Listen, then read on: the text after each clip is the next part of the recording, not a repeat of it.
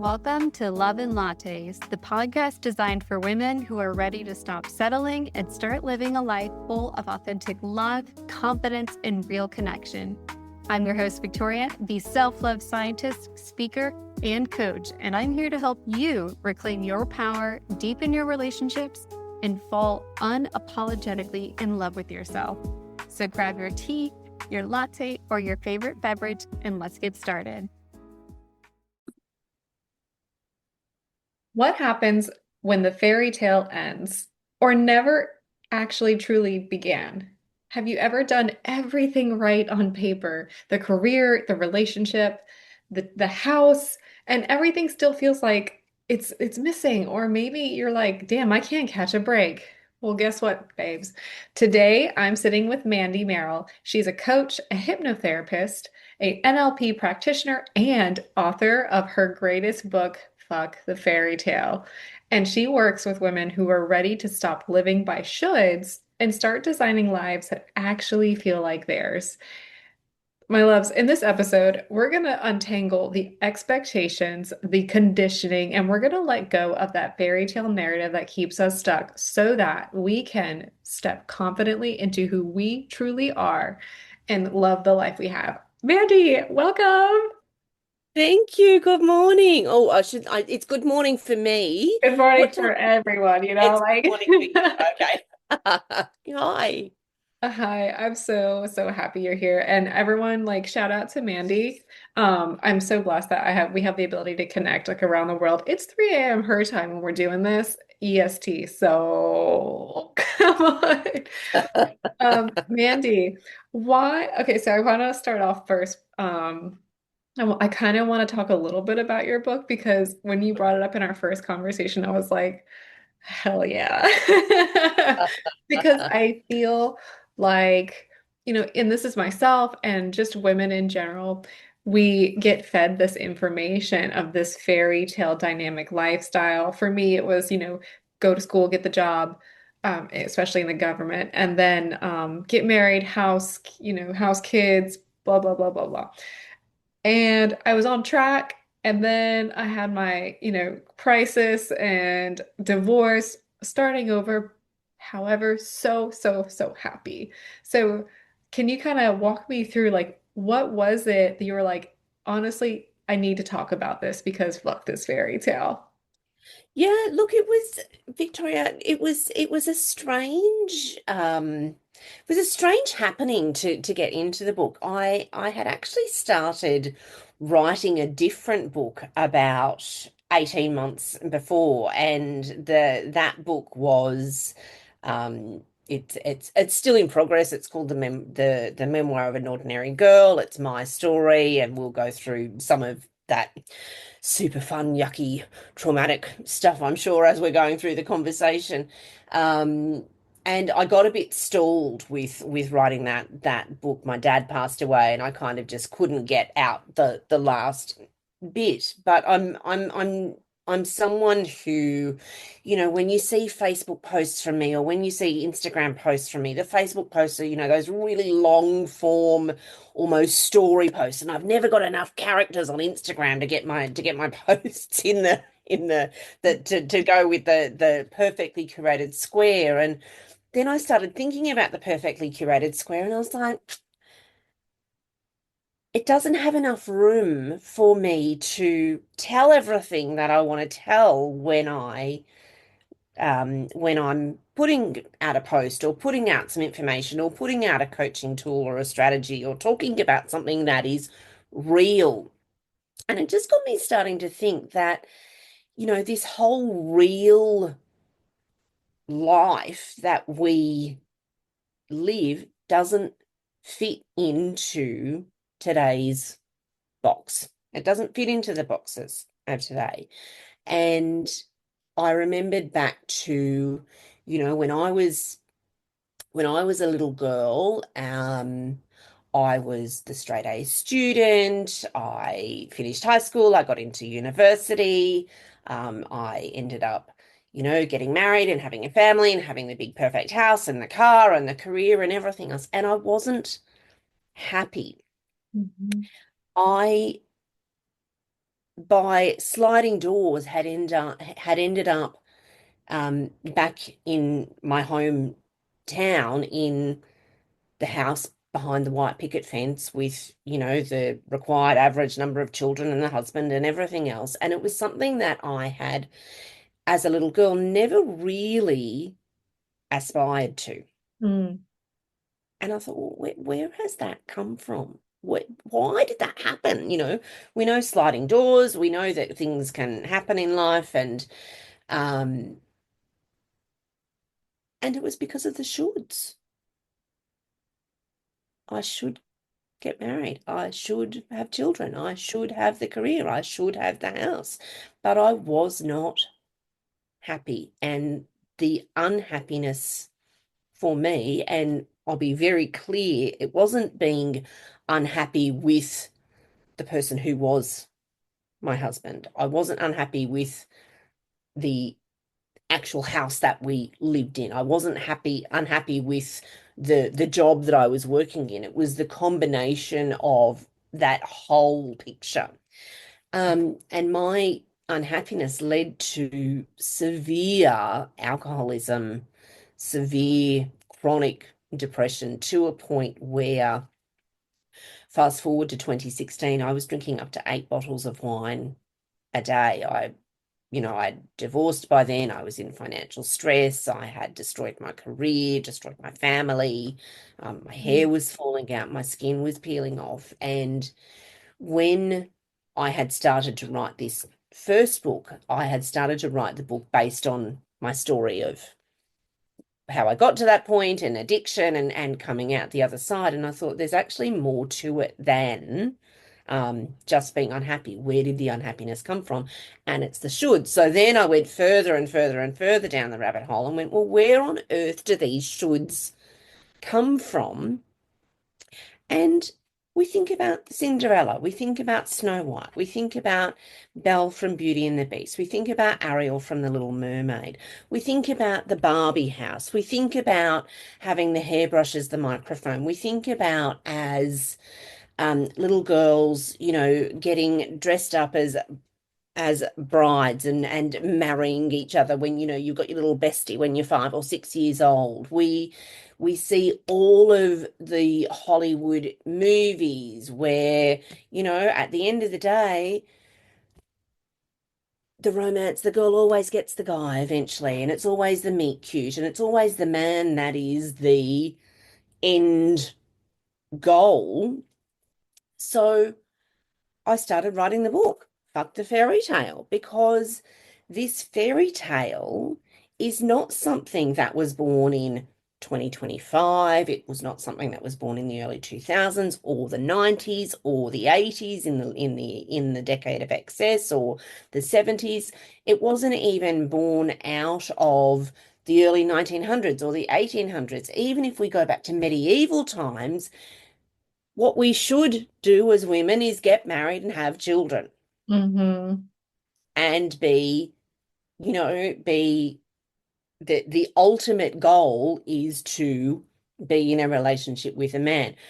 Now, I want to be really clear. This book is not a feminist diatribe. It is not middle finger up to men. It's not men hating, because it's not about them. It's about us and what we want our life to look like. And if that is white picket fence, hometown, married the high school sweetheart, 2.7 kids, amazing. If that's what you want, amazing. I love that for you. Make sure it's what you want. Mm-hmm. If it's traveling the world, make sure it's what you want, not just because you've watched all of the travel shows and watched all of the influencers, doing the digital nomad around the world. If you want digital income, no kids, with five or more Louis Vuitton bags, which is one of the contributors in the book, do that. If you want to be nearly 52 and studying 3 postgraduate degrees and living with your dog and getting up at 3 a.m. and doing podcasts, do that. Do it because that's what you want to do, not because of the shoulds or the expectations or the pressures or what family says is the right thing to do. And as I started writing the book, I realized that it was very much coming from my perspective of middle finger up to I don't want to get married again, and I don't want to live with anybody again, and I want to do this and I want to do that. And I was like, ooh, this is not coming out the way that it's supposed to.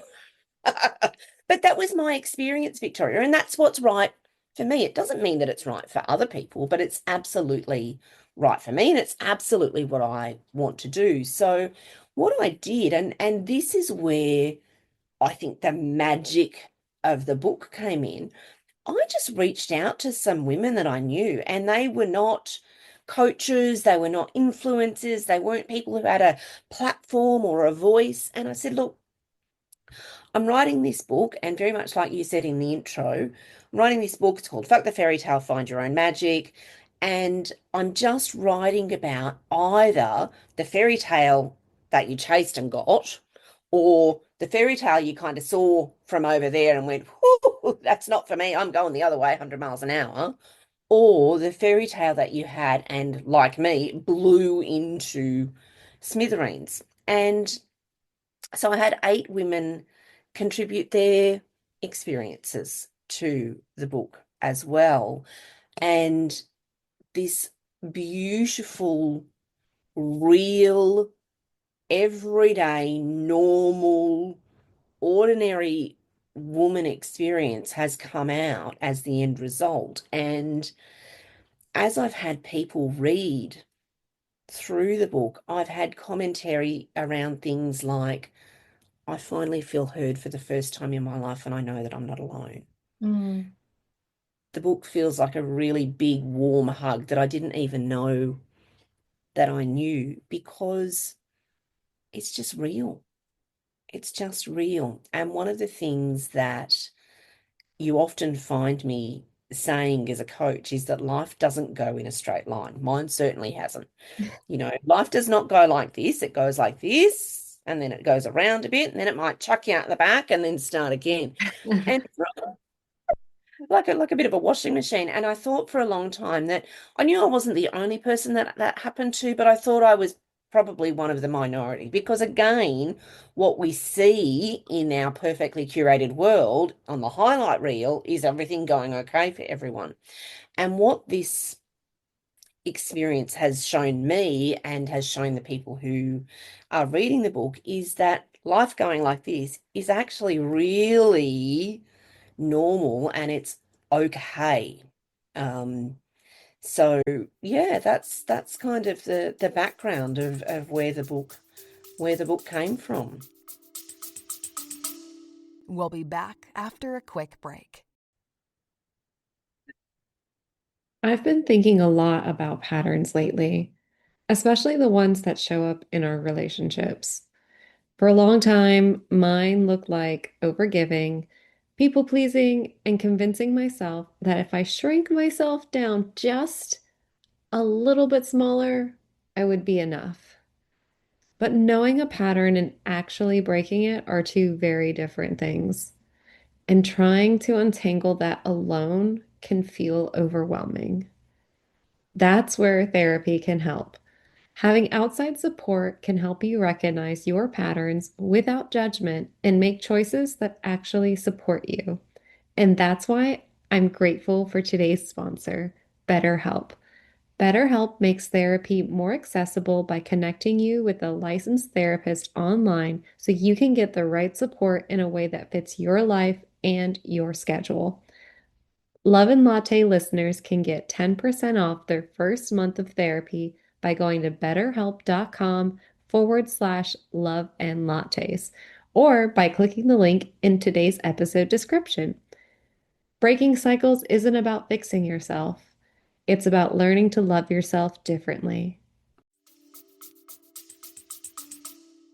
That's amazing. I love that you pulled from ordinary, as you would say, ordinary women. It wasn't like a celebrity, but then, the thing is, the more we get stories like this, or even like our own experiences, like we talked about in the beginning, it was like we really thought we had our shit together. And then it was like, but at the end, you said it, and it's one All of the the biggest, boxes were ticked. yes, but we didn't Yep, check our own box. that's right. That's exactly right.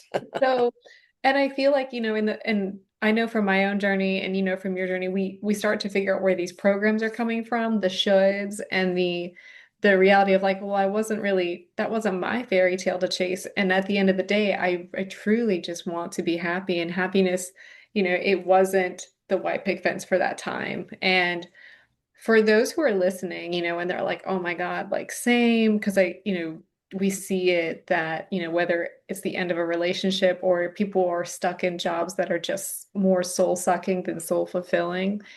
What are some ways that we can start designing lives that actually feel like ours? That it's Mm. not, some people could probably come up with some things that they want, and someone's like, oh no, that's not real. So how can we start designing lives that actually feel like ours? So there's two things that there's three things that I say to people, women.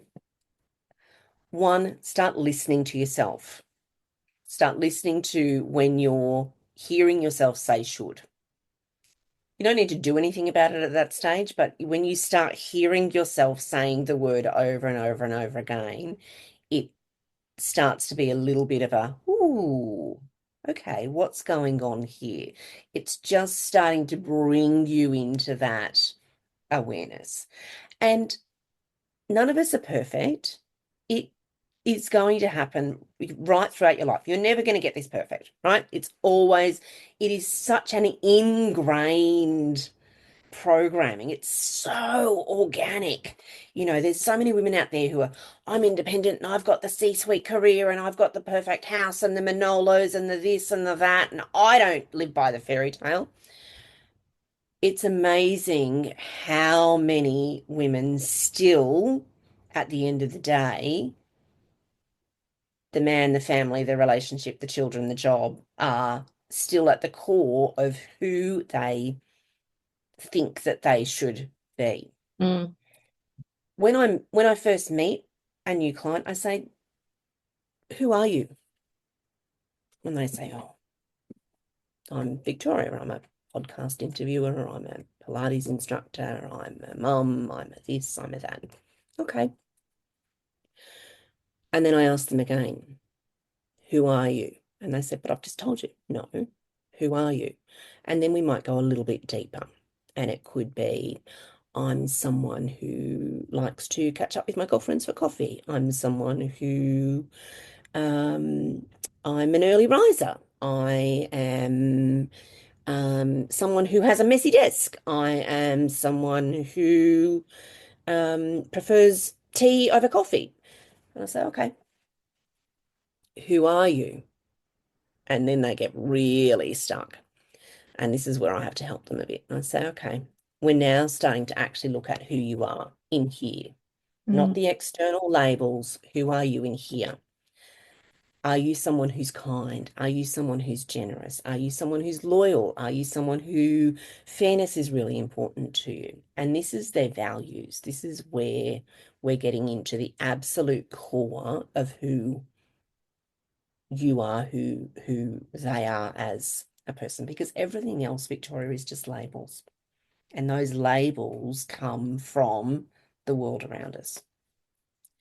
So once we get down into I'm someone who's kind, I'm someone who's generous to a fault, sometimes to my own detriment, I'm someone who really believes in fairness, I'm someone who is respectful, I'm someone who is a hard worker, whatever those values are, I then say to them, okay, now let's have a look at what these look like in action to you. So let's use kindness as an example. If I am being kind to someone, it looks like this, this, and this. If someone is being kind to me, it looks like this, this, and this.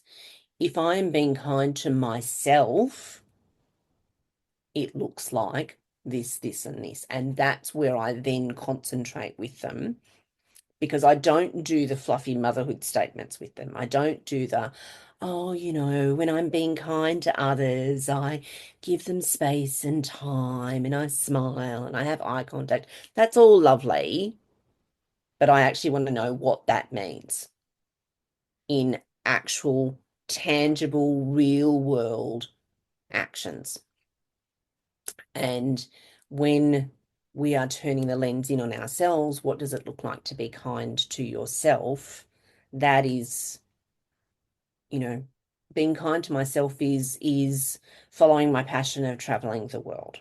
My being kind to myself is making sure that I get out of bed every day and walk my dog.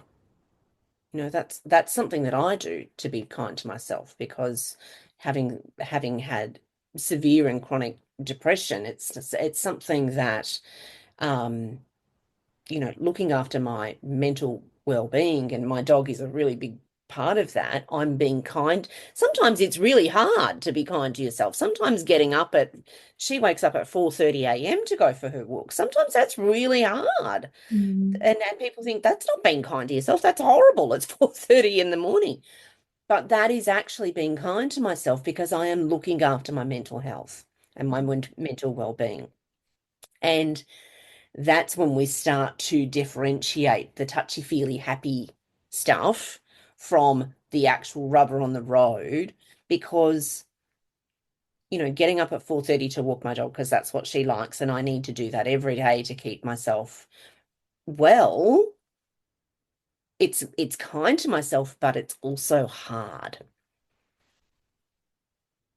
So we go through this exercise and we dig really deep, and I question with lots and lots and lots and lots of love and lots of empathy and lots of care, but also I don't take any prisoners, and I will push to get what it is you're wanting in here. What does it look like to you? Not what mum and dad and family and friends think you should have, not what social media says, not what Hollywood movies or media or TV shows says, not what Instagram or Facebook shows you.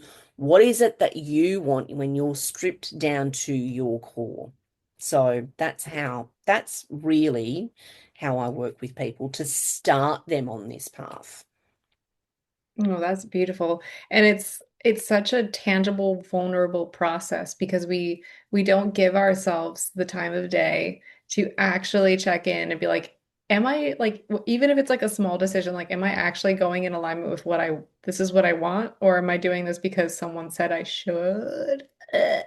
So Mm, and I think mm, it's so crazy to me because I do feel like, we have created a lifestyle based upon like what we've seen, what we've heard, and like whether or not you're starting like out from your relationships. Like, I have friends who are like, I'm so excited for you, and like, you deserve this and you deserve that. But then you start living in a reality that's like, well, it's not really, those aren't even my expectations. Those aren't mm, even my standards. I was just, they hyped me up to this point, but I got to bring myself back to the earth and root myself down in the values that are actually important to me and define who I am.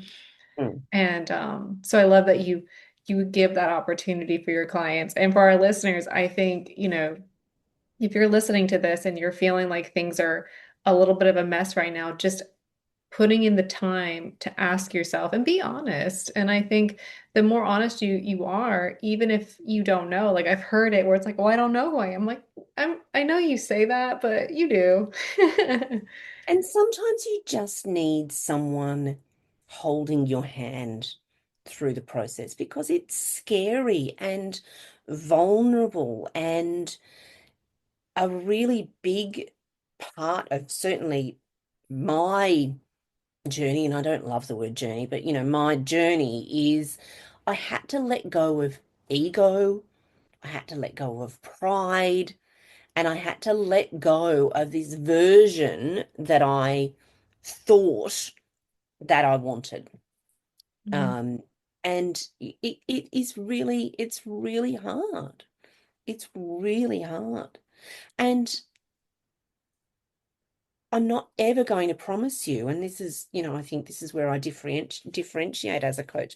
I'm never going to promise you that I'm going to put you on the golden path and everything's going to be okay for the rest of your life. Because again, that is a total load of crap. Yeah. I think one of the most, even just kind of bouncing up with that of what you just said, like it may not be golden and it's never going to be the same. Like once you really have these conversations and you pull back those horse blinders, you're like, oh wow, I have so much. I'm literally limitless in what I can do. And it's astounding. And it's like, And confronting at the same time. It yeah. can be quite confronting.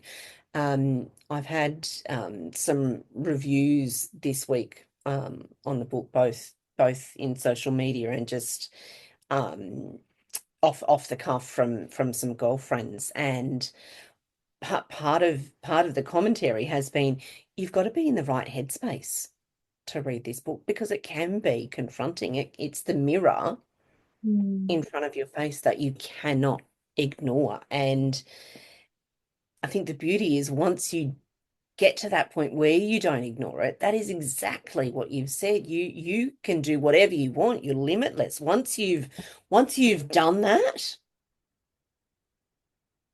the world's your oyster. You're not always going to get it right, and you're still going to go like this, but you're actually going to feel good in here. Mm. Because you're living with your purpose. You're living in alignment with who you are. Yeah. And Yeah. that is a beautiful life. Oh my gosh. Mandy, this was such a beautiful conversation. And I'm going to, for everyone listening, I hope you wrote down the tips that Mandy said about, what you can do to really start rewriting this story. And it could be any story you want, but it is your story. And I'm also going to link the link to her book, Buck the Mhm. Fairy Tale, Mhm. because, this is, again, this is not stories from your famous celebrities. These are people ordinary who could be your neighbors, your friends. And these are the conversations we do need to have with ourselves and then kind of explore it with others. So, Mm. Mandy, thank you so much for being on Love and Lattes today. It was a huge So pleasure. welcome. You're so welcome. And I just want to let you know, I've just remembered, on my website is actually just a downloadable worksheet on your values, which might actually help some of your readers to go through that process in a self-directed way. So you can just go to my website and download that free values worksheet to get themselves started, which is you know, if you don't remember everything that we talked about, Yeah. it's there for you. So, please feel free to go and do that. It's there with my love for you to use. So, Oh, thank you. Everyone, snag that amazing freebie by Mandy. Get your values down, and we will see you in the next episode.